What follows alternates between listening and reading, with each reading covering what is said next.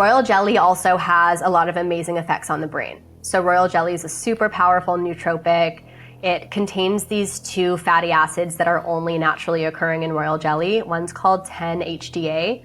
The other is called AMPN1 oxide, and they basically promote brain-derived nootropic factor. So, royal jelly it's used often for hormonal balance, it's used for longevity, but you see royal jelly being used very frequently in Western medicine for concussion, for athletes, Really? anyone who's had brain injury.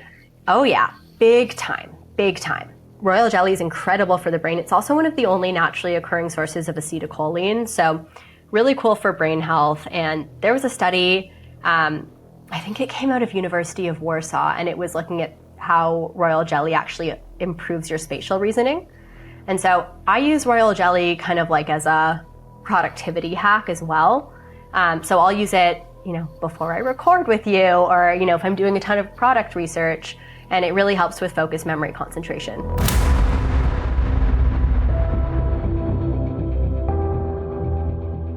All right, folks. I actually had my morning smoothie about, 45 minutes ago. And I did, yes, have liver in my smoothie and coconut milk and protein powder and all the usuals. But I top almost every single smoothie I have every morning with bee pollen. As a matter of fact, tonight, I'm also going to have this wonderful Aura King salmon that I have up in the refrigerator right now, and that is going to get smeared with salt and dill and honey. And I'm constantly using bee products. I've learned a lot about bee products from what I've read in today's guest's website and also from the products that she creates. Her name is Stein Kremer, and she has this company called Beekeepers Naturals.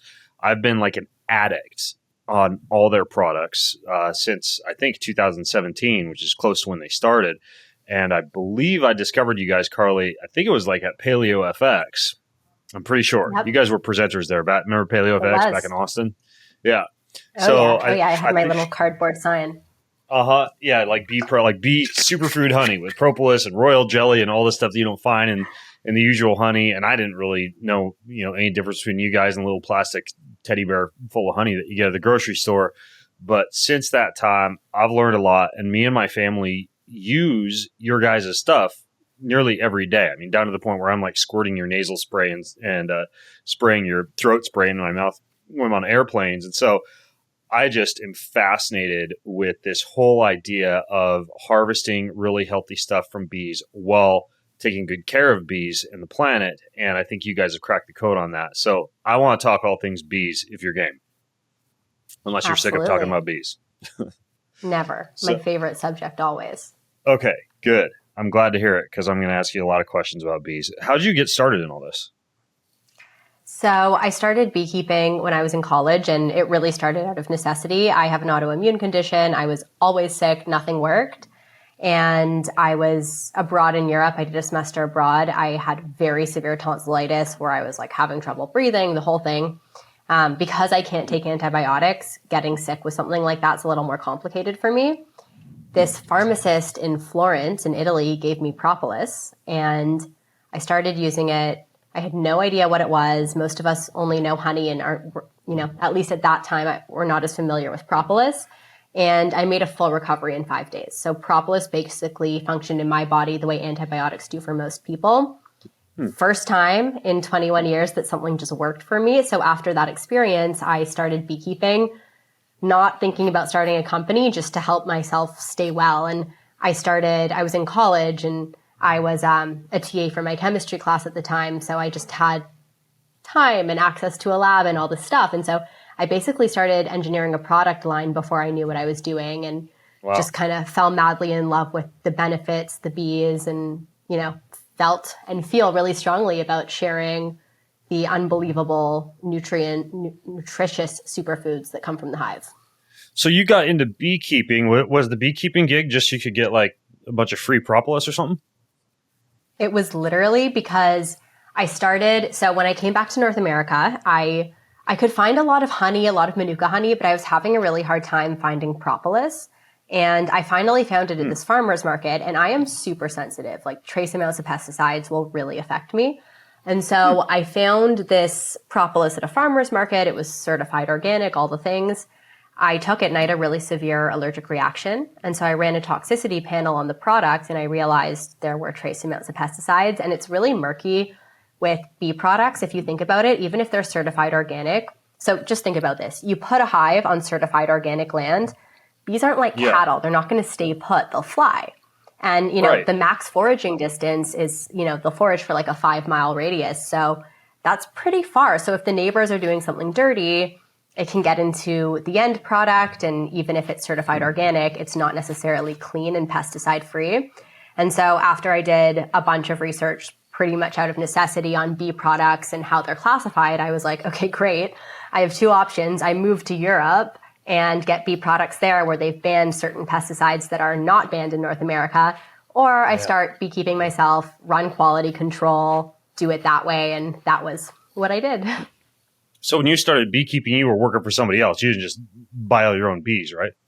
No. So I became an apprentice. And at that time I was a student. That's kind of how I was doing it. And then I ended up after college, I really wanted to start this bee product company, but I had a lot of debt. And I went into finance and I was doing that for a few years. I started in biotech research, so that kind of had my scientific slant. And then I ended up a trader at Goldman Sachs. And I left that end of 2016 to build my company and haven't really looked back. So that's kind of how it happened. But I was apprenticing as a beekeeper. And then even when I was working at Goldman, I was an analyst and like working crazy hours, so I didn't have capacity. But the beekeeping operation that I had apprenticed for, I would harvest products from them and then do extractions and basically create products in my studio apartment and then sell them at farmers markets. Okay, got it. Yeah. I'm thinking about this idea of the pesticides and herbicides in the bee products because I don't fully understand how you get around that. I'm working on a farm in Idaho right now that I'm building, and I'm having to get like a memorandum of understanding from the neighbors to plant all these cover crops on the boundary to be able to do soil remediation on the potential of runoff into my well and onto my property from glyphosate and herbicides and pesticides that are up above me. And I can only imagine, like, if you're trying to manage thousands of bees without any clue where they're going, that there's got to be some kind of a way that you can do it. But how do you actually tackle that? Yeah. So Ben, it's really hard, and it's what we have set up is one of the things that I am the most proud of with this company because we've been able to set up a sustainable regenerative supply chain. So as this company grows, sustainable beekeeping grows with it. And so we now have a network of sustainable beekeepers working internationally, supporting this company. And then we've been able to find these kind of smaller scale, hippy dippy, if you will, sustainable beekeepers and really scale their operation. So here's how it works. All of our operations take place in the United States. Very little product comes from the US. We're working in geographies that are very remote, middle of nowhere. And we're working in geographies that for the most part have different pesticide regulation than we have in North America. So, a lot of our pollen right now is coming from Spain. We do quite a bit of work in Brazil. We do some work in Canada. We're looking at Ukraine right now as a potential part of a beekeeping operation out there as potential partners. And how it works, every time we bring on a new partner, we do a full audit. So we're looking at everything from their beekeeping practices to pesticide exposure. We basically make sure they're in either a remote enough area or an area that has remote and has a ton of foliage and mixed wildlife, or they're in a geography where there is pesticide regulation and a ban on neonicotinoids. And then what we do for all of our product is we third-party pesticide test. So it comes back to North America. We have a lab in North America we work with. We test for every pesticide, toxin, and pollutant in accordance with Health Canada, which is actually even more rigorous. And then we make our products. So it's quite the operation, but it's been really cool because we can continue making products at scale that we totally stand behind, that people like me can take. And we get to support people who are creating a healthier system for bees. Yeah, I guess it's pretty unlikely some bee in Spain is going to wind up on a farm in Iowa because that's a long ways to go. So that makes sense. And we have the third-party pesticide test to safeguard it. So, if something were to come back in a way that wasn't in line with our values, we wouldn't use that product. And we create contracts around that. Okay, cool. Okay, so now I understand. It's not even coming from the States. You guys are just based out of the States. That makes a lot better sense. Now this this Propolis, that's very interesting that you said that about how you were able to use it as an antibiotic. Can you explain how that actually works? Yeah. So Propolis is a really interesting substance. A lot of people don't know what it is. It's basically the substance the bees use to line their hive and keep it germ-free. You can think of it as the immune system of the hive. Without it, the bees would literally die.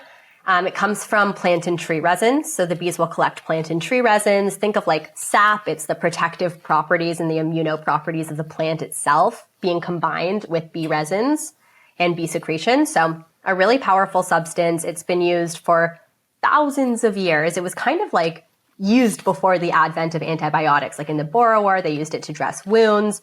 The Assyrians would drink it to reduce fever. In the 17th century, in the London Pharmacopoeia, it was listed as an official drug. And so Propolis for humans, it's anti-inflammatory, it's antifungal, it's antimicrobial, it's antibacterial. So it's just a really powerful substance to support overall immune health. I use it every single day just for immune health, but really high in antioxidants. A lot of really interesting benefits for gut health as well.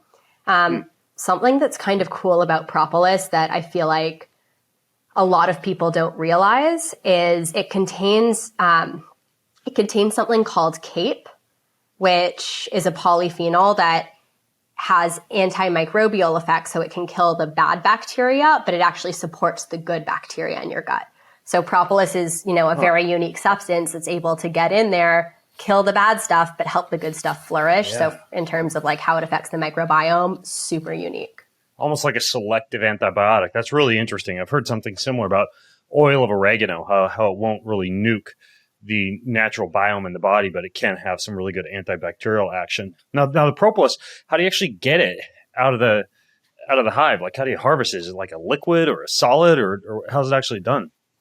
It's this like sticky amber colored substance, and we, like everything, have our own method of harvesting. So a lot of people, they'll typically scrape it off the hive walls, which isn't necessarily bad. The bees are producing tons of propolis at all times, but it's a little invasive. It's just like you're getting into the bees' living room and space and sticking tools in there. So what we do, and my first mentor was a third generation beekeeper from Romania who was like also a retired biochemist. He had so many innovative ways. So, I didn't come up with this. I learned this from him, but what we do is we take a mesh sheet and we put it in the top of the hive. And when the bees see these holes, they're like, oh my gosh, a hole, germs can get in. Let's seal it up with propolis. So they seal it up with propolis, and then we take the mesh out, pop the propolis out, and that's what we harvest. And that way the hive has, more than enough propolis for itself. And we're not like getting in there and scraping around, so the bees can have their healthy natural habitat. And then once you have your propolis, do you just kind of like stir that back into the honey? So we have a honey product that has propolis in it, and that one we do. It's called our superfood honey. I know, that that's one has propolis, royal jelly. My favorite honey. It's okay. Like you open. I like the top when you open the lid and it's got all the stuff on the top of it, like the dark yellow substance. I have to admit, I selfishly enough like to be the first person to open the jar of the superfood honey because I get all those goodies at the top. I get it. I'm the same way. And not to take us on a crazy tangent here, but Ben, that honey got my husband and I pregnant. I swear by this. Tell. It's okay. So first of all, we're going to come with a new sex lube honey product. Is that what we're talking about, or something different?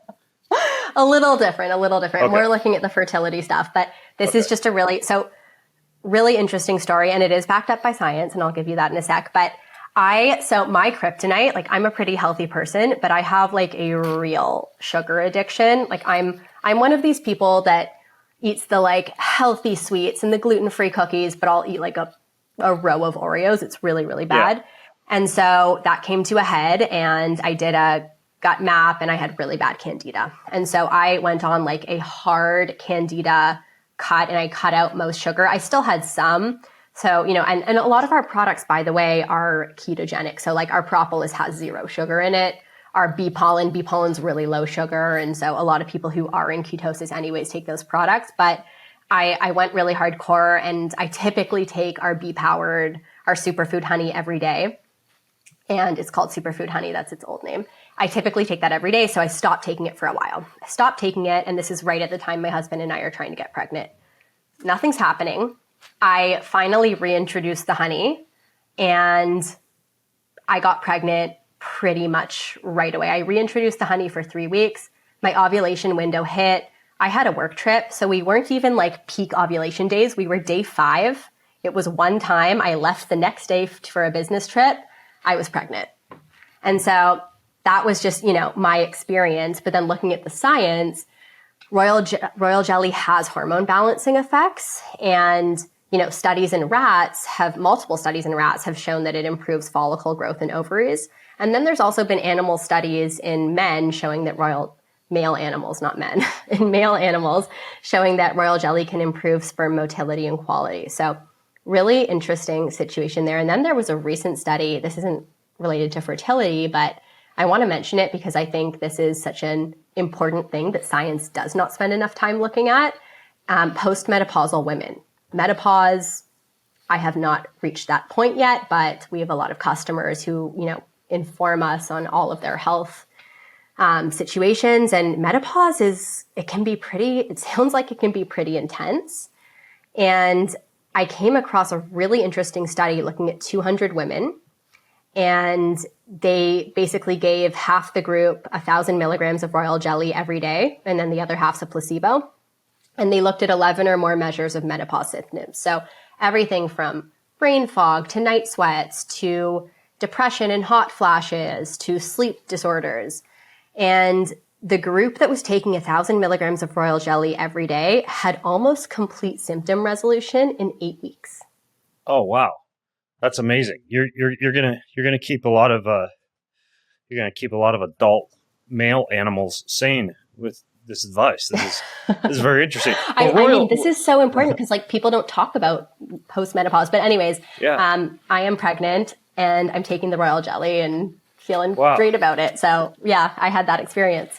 Congratulations. You're going to have a baby who I'm sure is going to absolutely love honey. But the royal jelly is different than the other stuff you're talking about, the propolis, right? Yeah. Mm-hmm. Yeah. So we're working with all of the different sort of more nuanced medicinal grade substances that come from the hive.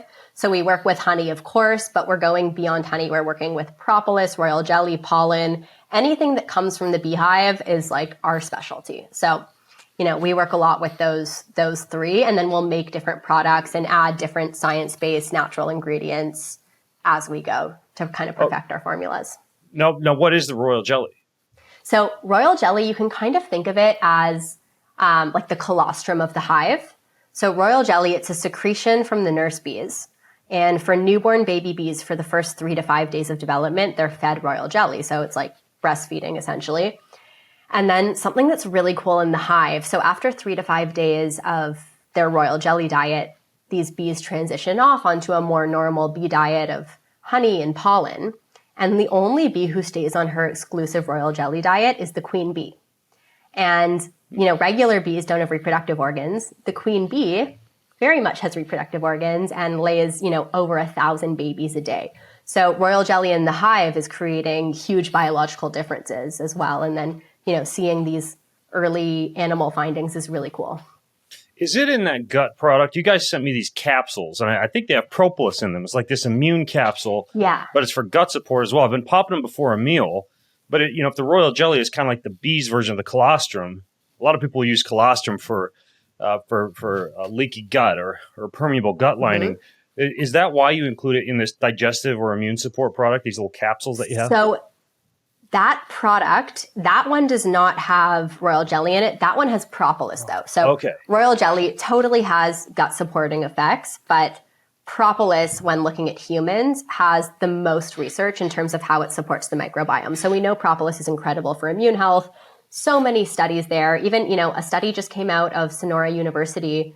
It's looking at antibiotic resistant strains of bacteria, and it found that propolis was effective. So now they're looking at if propolis could be effective against MRSA, which is really cool. So propolis is like an immune system superhero, but it has really powerful effects on the gut. So that's why we created this complete gut health formula that has a spore-based probiotic. It has a postbiotic. We put tributyramine in there. Postbiotics, I think, are so important, and people are kind of just learning about them. And then propolis, because propolis has the cape in there. So that's that polyphenol I mentioned that is really amazing at killing the bad stuff and helping the good bacteria flourish. So that's just a really important thing. And then really cool study has found that propolis has the ability to improve tight junctions, which is the glue between our intestinal cells. So when those aren't intact, that's when we can get leaky gut or inflamed gut. And propolis has been shown to actually help heal leaky gut. So propolis is really effective for supporting gut health. And then it's also a prebiotic. So that's why our gut health formula, we've got the prebiotic, the probiotic, and the postbiotic. So we've got all three there to kind of create the perfect combo. And then the cape in propolis helps support the probiotics effect. Yeah. Now based on this idea of, I guess, maybe like supports like, or, microdosing with something someone's allergic to eventually wean them off of that allergy. Do you think there's something to this idea of using, I guess, honey, or maybe you would know better, propolis or something like that, if you have an allergy, if you have a kid with a bee allergy? And one reason I ask is, I got stung. It wasn't a bee, it was a wasp, last week when I was taking part in a scavenger hunt out in the streets up in far north Washington. I had nothing on me, but back at my house, or the house I was staying at, I had your bee propolis supplement, and I took a massive amount of that, theorizing it might help. I don't know if it did, but that was my theory. And I thought, gosh, I should ask Carly about this, like if any of these products could actually help make you less allergic to bees, or if you got stung, whether applied topically or taken orally could help with something like that. So bee products, so bee venom, that getting stung, or wasp venom, bee products won't necessarily help with that specific allergy, but propolis does reduce the histamine response. So anything that you have a histamine response to, propolis is going to help your body to kind of defend against that. And then this is kind of interesting with bee pollen. And look, I think microdosing with an allergen is case by case. Allergies are so case specific. So for some people, microdosing with an allergen would be way too intense.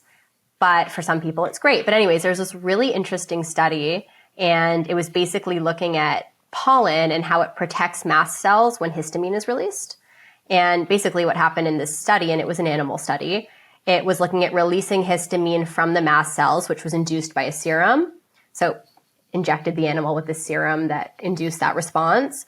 And it was the allergic response was inhibited by pollen in 62% of the animals. So that's really promising and exciting. And I know that a lot of people, we have a ton of customers that do use pollen to help support allergic response. I always say propolis is your first stop for that, just because, again, like depending on sensitivity levels, but there have been studies both looking at propolis and pollen to help support with that, which is really cool. But pollen also has so many more benefits. For me, when I think allergies, I definitely recommend propolis. And then in my mind, pollen is more like a natural, super bioavailable multivitamin. Oh, yeah. And it tastes much better on like smashed avocado toast or in a smoothie. The pollen does. I actually want to ask you a little bit more about pollen, just because I eat so darn much of it, and I know it's really good for you, but I want to hear a little bit more That's amazing. about the pollen. But the one other thing I wanted to ask you about the allergy piece was whether you've heard of bee venom therapy. And the reason I asked this is last time I was in Sedona, the Airbnb I was staying at, the guy who owned it was a bee venom therapy practitioner. I mean, leave it to Sedona to have all these, crazy therapists who do all these weird things with crystals and magic and now apparently bees. But he laid me on a table and I was there for like 2 hours. This guy, his name was Andrew. He had a bee, like a cage full of bees. And he would cover certain parts of my body with these bees, and they would sting me, and he'd like pull the stingers out. Did he put a mesh over you and have the bee sting through the mesh, or he was letting the bees sting and pulling it out? I'm not quite sure if he was like taking the stingers out of the bees and like applying them to my skin. I was kind of just like laying there with my eyes closed, breathing through it the entire time, and a little bit nervous because all I could hear behind me was every time he'd reach into or open the cage of bees, they'd make a really loud buzzing sound. I felt my heart rate go up, and I'd kind of breathe myself back down. And the stings weren't incredibly painful, but you felt like this mild tingling, stinging sensation every time he'd apply them to the skin. And I don't know if this is anything you ever looked into or if you're familiar with, but I'd love to hear your thoughts on it. I took a course in BVT. Yeah. Okay, tell me about it. Okay, so bee venom therapy is fascinating. There's a huge community of people with Lyme disease who are having like unbelievable resolution. Actually, a friend of mine, her Instagram's called the Heal Hive. She had severe Lyme disease and is 110% recovered and is just a big advocate for this stuff. So anyone who wants to learn more, she's a great resource. But yeah, a lot of people are having great effects with that. And then in other cultures, so one of my mentors, he runs a clinic in Romania where they're doing all kinds of things with bee products. They're looking at bee venom therapy. They're looking at studying potential anti-cancerous properties of bee venom. There's a compound in bee venom called melton, which could be really effective. And then they're doing like intravenous propolis, really, really cool stuff. They're looking at intravenous propolis for autoimmune disease like MS, all kinds of inflammatory conditions. So really exciting. But with bee venom therapy, you have to be really careful. You don't know what's going to trigger an allergic response. Yeah, I would imagine. I've seen situations where somebody's doing bee venom therapy for, some period of time, feeling great, and then they develop an allergy to it. So it's something that can be unbelievable, but needs to be done with guidance. And there's a lot of great resources. So I think it's really amazing. I was taught to do it, of course, in a sustainable way. So how you do that, when bees sting human skin, it rips out their stinger and kills the bees. When you take a piece of mesh and you put it over your skin and then sting through the mesh, it actually allows the bee to continue living. It doesn't rip out their abdomen. And this is just like something that I think is a very endearing fact about bees. Bees can sting other creatures and not die, but if they sting humans, they die. Their stingers are barbed and not meant for our skin. And so while wasps can sting many times, bees cannot. So if you are practicing BVT, ask about the mesh sheet, and that's just like a more sustainable way to do it. But first and foremost, definitely do it under guidance of a professional because it can be amazing and it can be serious. Yeah, well, first, now that you're saying this, I don't think he used the mesh because he gave me a little cup full of sadly deceased bees that he instructed me to go and do a ceremony over later on. And my wife and I actually went on a hike later on, and I put them on the ground and said a thank you to the bees and prayed that they'd go on to a better bee place. Or I said something nice about the bees, a little ceremony. But yeah, the bees died. And I can also tell you that night we went to dinner and I was on fire, super talkative, felt like my sympathetic nervous system was ramped up. And apparently there's some kind of an immune system regulation that occurs. Well, bee products are immunomodulatory agents. So that's why, someone like me who's autoimmune, bee products have been, specifically for me, propolis has been life-changing. Like I have really transformed my immune system using propolis daily, which is really cool. Yeah. And then now what about the pollen? This is the stuff that, of course, people will have at the health food store. They'll sprinkle in their smoothies, or like I said, it's, again, fantastic on avocado toast. But tell me about the pollen and the benefits of it. Yeah. So I am obsessed with pollen, just to say, like, I use pollen every day as well. And one of the reasons I love pollen, and people don't realize this, it's the most bioavailable, complete multivitamin you can get. Like, forget any capsule. Pollen has B vitamins, minerals, free-forming amino acids, antioxidants, and protein. There's actually more protein per weight than any animal source. And that's per weight, obviously, in pollen, small. But it's just a really cool, nourishing, nutritive substance. So I love pollen. You don't need much, especially if you're using our pollen. Our pollen's raw. And it's coming from wildflower apiaries, so it's quite potent. So all you really need is a teaspoon. Like, you really don't need much at all. But pollen's really cool. It demonstrates a series of actions, like it's antifungal, antimicrobial, antiviral, anti-inflammatory. It's actually a hepatoprotective agent, which is really cool. So it has protective effects for your liver. It's being studied for anti-cancerous results. It's immunostimulating. So, a lot of really cool stuff. One study on pollen that I just think is so interesting, and this was a pretty big study. So they looked at, they did this with a ton of rats and they basically poisoned these rats and unambiguously showed the detoxifying action of pollen. So these rats were actually poisoned, and then the pollen lowered the level of poison in their blood. Is it acting like as a bioremediant, like activated charcoal or chlorella or something? And the reason I ask that also is because that would then kind of indicate you wouldn't want to take a bunch of other supplements with it because it might soak those up too or something. Yeah, so I need to look back at the study and I'll send it to you so you can, share this with your audience.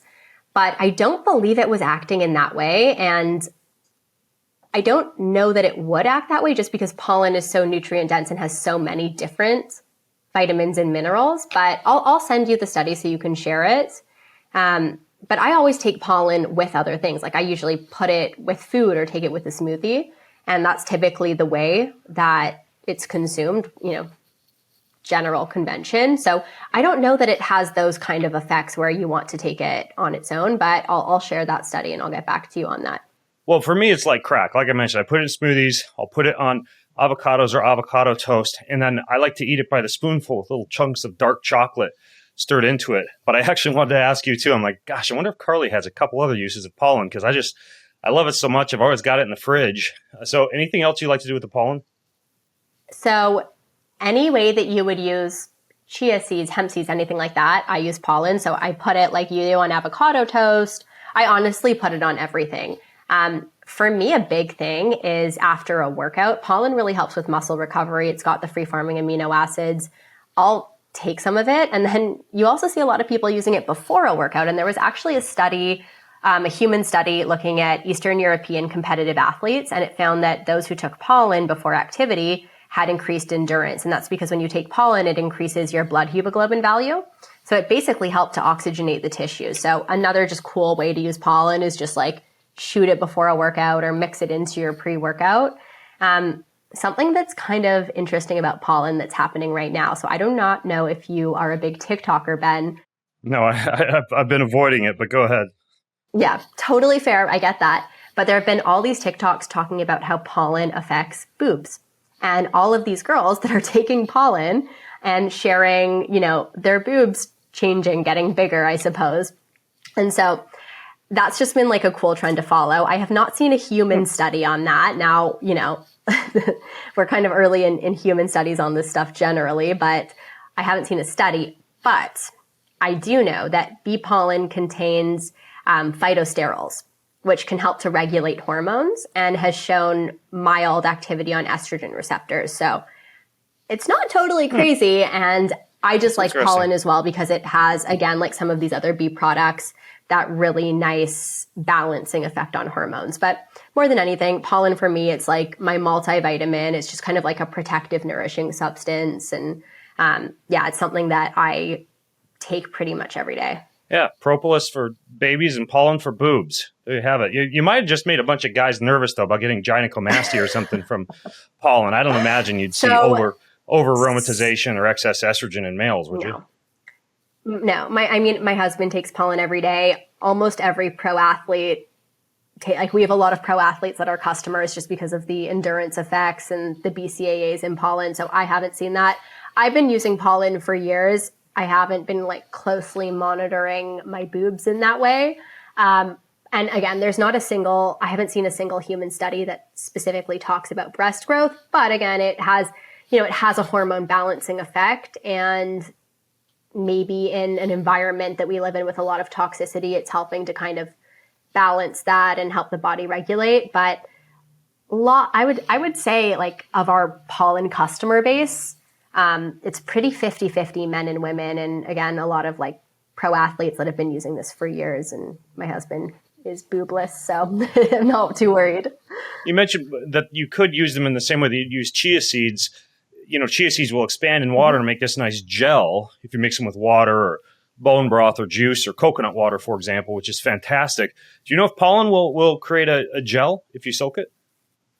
A little bit. I've put it in water and made mixed it with water, creatine, that sort of thing before a workout. It's not really a gel, but it's It softens quite a bit, but I put it in smoothies. I like pollen a lot because it's kind of more savory, and so it just pairs really nicely with different foods.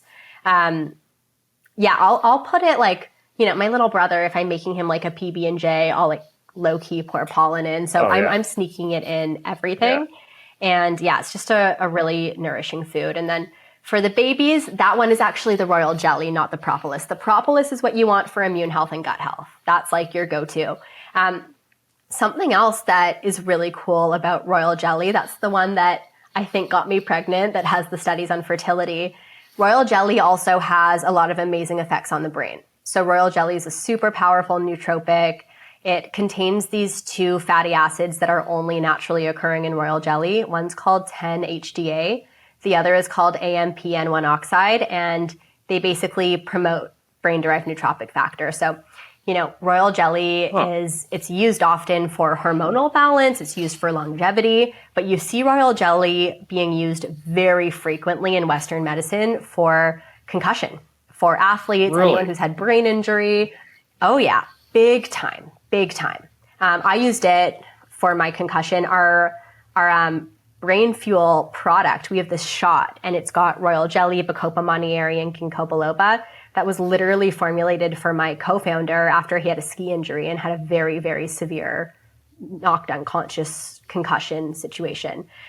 So royal jelly is incredible for the brain. It's also one of the only naturally occurring sources of acetylcholine. So really cool for brain health. And there was a study, I think it came out of University of Warsaw, and it was looking at how royal jelly actually improves your spatial reasoning. And so I use royal jelly kind of like as a productivity hack as well. So I'll use it, before I record with you, or, if I'm doing a ton of product research, and it really helps with focus, memory, concentration. Yeah, that is super interesting about the BDNF precursor aspects of it, and also the choline contained in the royal jelly, because choline, I think of that as like a fuel for the brain. So it's interesting you call your product brain fuel. Yeah. But I tell a lot of people using smart drugs, nootropics, even hefty amounts of, say, like caffeine or nicotine, anything that's shoving your brain into overdrive, choline precursors like eggs and walnut and fish as a regular part of the diet are important, as would be supplementing with something like phosphatidylcholine or cytocholine. But I actually didn't know that royal jelly was a rich source of choline. So that's very good to know. And then, I just interviewed a couple of weeks ago the author of the book DNA Way, Kashif Khan, on my podcast. And we talked about how me and my sons and many other people, they actually have a genetic SNP that naturally reduces BDNF production. And this is one reason. I've known this for years. This is why I encourage my sons to also. We do regular infrared sauna. We use lion's mane extract. Aerobic exercise is also good for BDNF. But now I suppose I could add royal jelly into that equation. That's very interesting. Yeah. You should absolutely be including royal jelly into that mix. I love lion's mane, by the way. We have a lot of customers that will do a kind of tonic with lion's mane and then throw in a scoop of our superfood honey, because that superfood honey, you're getting 745 milligrams of royal jelly, so you're getting a good dose. And then our brain fuel shots are great because you're also getting the 2 adaptogens. You're getting the bacopa monnieri and the ginkgo biloba. So both plant-based nootropics, help to modulate the stress response, help with focus, memory, concentration. So that's like a nice kind of on the go if you need to sort of turn the lights on. That's another one too, that before a sporting event, we see a lot of people taking the brain shots. Yeah, and a lot of people, of course, are concerned about honey and its impact on the glycemic index. I don't think you'll ever make a keto honey, but it's interesting because I actually researched this and looked into it. There's even an article on my website about honey that folks can find. Maybe I'll link to it in the show notes. But it actually, like a good honey, seems to actually have a positive impact when taken in moderation on glycemic index and insulin sensitivity.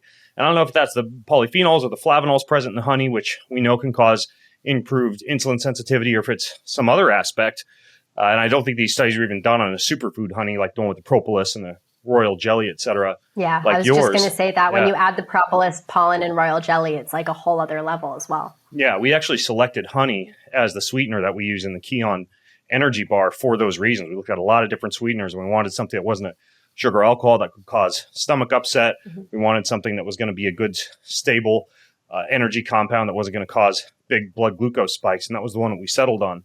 Now, and of course, I also use honey, like I mentioned, quite a bit in my cooking. For example, I've been putting on fish.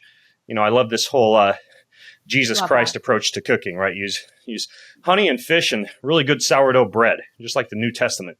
And the honey, a lot of times I'll smear fish with like the Primal Kitchen aioli or mayonnaise, and then I'll put honey on top of that, like drizzle honey on top of it, a little bit of salt. Often I'll save the dill for later because the dill seems to burn a little bit in the oven if you get it up super hot. Then I'll broil that or bake it. Yeah. But obviously we're talking about temperatures in excess of 350. Do you think that if I'm cooking with honey, I should save it for later if I want to keep all the nutrient status, or how resistant is something like the superfood honey to an oven bake? So first of all, when you're putting that dill on, sprinkle some bee pollen as well. So good. Oh, yeah. But to answer your question, so anytime you're applying heat, you're going to kill off some of the enzymes. That's with anything. But to pasteurize honey, you're literally boiling it, and you're boiling it for a long duration of time, much higher heat than what you're going to be baking with. So you're still getting a ton of benefits cooking that in the oven. You're totally fine to do that. I mean, for me, with the superfood honey, I'll take a teaspoon of it, or I'll let my tea or whatever my drink is, I'll let the heat come down a little bit, the same way I do with green tea, but you're still getting so many benefits. So I wouldn't worry about that. And honey is what I use in baking. And to the point about glycemic index, 100% right. I really actually I did really well with the Candida cleanse that I did because I was cutting out all these refined sugars. But I've now learned that I will never again in my life cut out a high quality honey. It just adds so much to your health. It really affected my sleep. So honey is a great way to hack your sleep, taking like a little teaspoon of honey. And of course, I'm talking about a good quality honey. I'm talking about a raw honey, a pesticide-free honey. I'm not talking about the pasteurized squeezy bear. So having a really high quality honey, a little bit of sea salt, it really helps you sleep through the night. It helps to basically settle your glycogen stores. So you're not having that like wake up in the night crash. And then honey actually also helps you calm down. It creates this slow, steady spike in insulin, which helps the tryptophan in your body cross the blood-brain barrier and be converted into serotonin and then melatonin at night. So honey is just a really great thing to incorporate. Like all of these bee products, the most powerful in terms of antifungal, antiviral, antimicrobial is going to be propolis. Like if you're looking for immune, that's propolis. If you're looking for gut, that's propolis. If you're looking for brain, fertility, that's royal jelly. If you're looking for multivitamins, nourishment, muscle growth, if you're looking for metabolism regulation, that's bee pollen. And then honey, honey has trace amounts of all of these things. So it's a really nourishing substance, really high in antioxidants. It is the only food on the planet that never expires. So that's a huge testament to its enzymes. Just, think about that. It never expires. They found honey in Egyptian tombs that was nutritionally intact. So anything that has an enzyme content and quality like that is going to be an incredible thing for your body. Yeah, and I think I spoke incorrectly a few minutes ago. I said the propolis for the babies. It's the royal jelly for the babies, like Carly just noted. That's the one for fertility. And by the way, the honey with salt for the slow release of carbohydrates and the minerals, I absolutely agree. I think also, and I think I even wrote about this in my cookbook, that adding collagen or gelatin or essential amino acids into that mix as well gives you like a threefold component for sleep support. So basically it's honey, sea salt, and then some source of amino acids. I actually think that you could use pollen because that's also a source of amino acids, isn't it? So that's what I do. My sleep tonic, it's like a base of chamomile tea. I put a scoop of collagen in. I'll usually use our superfood honey. So I don't always use that at night because the royal jelly can be a little bit stimulating, but sometimes I'll use that one. Other times I'll use just a raw honey. Sometimes I like pour in some of our cough syrup because our cough syrup has a bunch of different immune supporting benefits, and then a buckwheat honey base, and then some pollen. And that's what I drink before bed every night. Yeah, I forgot you guys had a cough syrup. You still have the cough drops too, right? Oh yeah. I love those. The lozenges, that's been like the ginger lemon ones first trimester. Anyone who's like going through it and nauseous all the time, Yeah, those help. they're the It's best. like going through My that. wife loves those things. I have them in my bedside drawer, and we'll go to bed. She's like, "Can I have one of those cough drops?" I hand them over. Now, the other thing that's interesting here is that I think you can change the flavor of the honey. I'm going to act like I know what I'm talking about here by what the bees are engaged with in their environment and harvesting. And I know Absolutely. this. I got a shipment. It wasn't from you guys. It was from some company in Greece, and they sent me like mountain fir honey and thyme honey and and they had an oak honey. The honeys were different colors and different flavors based on the bee's environment. And then I noticed, and I haven't even tried it yet, but I noticed that you guys have a buckwheat honey, which is different than the superfood honey. So how's that actually work? And what's the deal with the buckwheat honey? So buckwheat honey, it's just a honey varietal where they're pollinating mostly buckwheat plants. And just so everyone knows, for us, we need wildflowers. So like we can't do monocropping. We won't work with someone who monocrops. So anyone who has a specialty crop, like when we do buckwheat honey, it's someone who does have mostly buckwheat plants, but they create biodiversity through margin planting. So in the margins of their crops, 30% are wildflowers. So that way we get that diversity in there, but we can still get the specific buckwheat honey. But buckwheat honey is really cool. It's the reason it's the base for all of our cough syrups, and we have a daytime, nighttime, kids daytime, nighttime, is because there was a really cool study a few years back looking at specifically buckwheat honey, which, the bees are pollinating the buckwheat plant. And it was comparing it to dextromethorphan, which is the active ingredient in pretty much all over-the-counter cough syrups. And it was looking at upper pediatric respiratory infections. And it found that buckwheat honey was just as effective as dextro for upper pediatric respiratory infections. So when I read that study, I was like, okay, why would you give a kid dextromethorphan if buckwheat honey is just as good? Yeah. So that was kind of the catalyst for our cough syrup. But to speak more about buckwheat honey is a really cool type of honey. There's been a lot of testing done for different honey varietals, and buckwheat honey, which tends to be darker, a little bit of more of an earthier taste, it has one of the highest antioxidant counts. So it has different nutritional properties. And I always tell our customers, going back to the whole no monocropping with Beekeepers Naturals, you get some variance. Like our pollen, it's really cool. Certain times of year, we'll get like some purple granules in there. It depends what's in bloom in these wildflower apiaries. And so there's always, very slight variance because we're working with apiaries that have the biodiversity. So there's a lot of different plants. It's not like wild variance, but it is really cool. You get to see that seasonally, the changes, it's just based on what's growing. And is it important at all? Because, for example, I've noticed that Whole Foods, they have a lot of their pollen, I think, in the refrigerated section. Is it important to keep any of the pollen or the propolis or the royal jelly cold? So royal jelly, propolis, if you're getting a raw royal jelly, you want to keep it cold. But if it's in our superfood honey's the natural preservation. So the thing that I like about that superfood honey, you're replicating something that happens naturally in the hive, something called bee bread. So bee bread, a lot of the young bees will eat that, and it's this it naturally is created with the comb. And the bees, like in this comb, they have royal jelly, propolis, pollen, and honey. And so I really wanted to make a product that was bee bread. But bee bread is like a very nutritive food. It's kind of like, think of the newborn baby bees coming off their breast milk. They come off their royal jelly, and then they're eating honey and pollen, but they're eating a lot of bee bread. It's incredibly nourishing. So I wanted to make a bee bread product. Harvesting bee bread is just not sustainable. It's just not. You cannot do it in a way that doesn't affect the bee's own supply. And so I kind of like recreated bee bread with the superfood honey because it's the raw honey, and then it's got the royal jelly, the pollen, the propolis. So that one totally preserved. We're replicating a naturally occurring, bees are creating it, but a natural food substance found in the hive. If you have just the royal jelly on its own, though, that you will want to keep cold. And then pollen. So the hive gets really hot, really, really hot. All of these things are totally fine.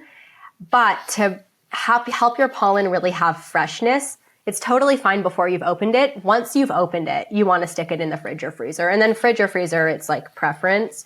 But you want to keep it a little bit cold once you've opened the jar. Before you've opened the jar, it's no problem. And that's not the same for everyone's pollen. For our pollen's raw. So I just encourage people to do that. But, when I'm traveling, I keep my pollen out of the fridge for long periods of time. And it's also totally fine because the heat inside the hive, and this goes back to your baking question, it can get really hot in the hive. The bees will heat the hive in the winter. In the summer, it gets it gets so hot in the hive in the summer that the bees will do something called bearding, which you might see if you are at an apiary during the summer. The bees will have to actually get out of the hive because it's so damn hot, and they cover the outside of the hive box like a beard.